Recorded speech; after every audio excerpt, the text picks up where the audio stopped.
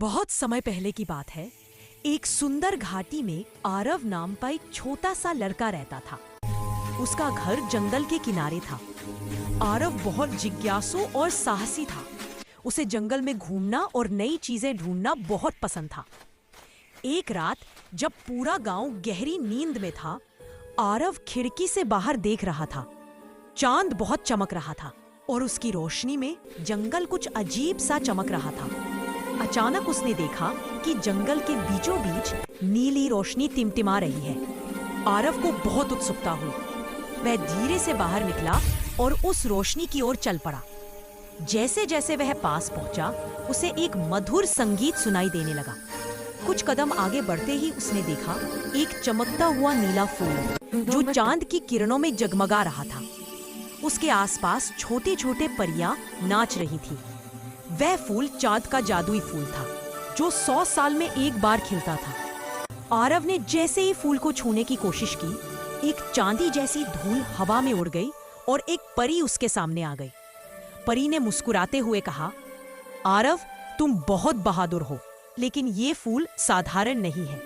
ये फूल केवल उस व्यक्ति को मिलता है जो सच्चे दिल से दूसरों की मदद करता है। आरव ने विनम्रता से कहा, मैं इस फूल को अपने गांव के बीमार लोगों के लिए चाहता हूँ।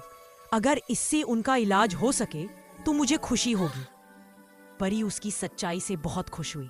उसने कहा, तुम्हारा दिल पवित्र है, इसलिए मैं तुम्हें ये फूल देती हूँ, लेकिन याद रखना, इसका जादू सिर्फ अच्छे कामों के लिए ही काम करेगा। आरव ने फूल को सावधानी से उठाया और घर लौट आया। सुबह होते ही उसने फूल का रस निकाला और गांव के बीमार लोगों को दिया। देखते ही देखते सबकी तबीयत ठीक हो गई। पूरा गांव खुशी से झूम उठा। लेकिन उसी गांव में एक लालची व्यापारी था, रघु। जब उसे फूल की खबर मिली तो वह रात में आरव के घर पहुंचा और फूल चुरा लिया। जैसे ही उसने फूल का इस्तेमाल अपने स्वार्थ के लिए किया, फूल की चमक बुझ गई और रघु पत्थर का बन गया। आरव को जब ये पता चला तो वह फिर से जंगल गया और परी को पुकारा। परी ने कहा, सच्चे दिल से की गई माफी हर गलती मिटा सकती है। आरव ने रघु के लिए माफी मांगी। तभी फूल फिर से चमक उठा और रघु दोबारा इंसान बन गया। रघु रो पड़ा और बोला, आरव, तुमने मुझे माफ करके सच्ची इंसानियत दिखाई।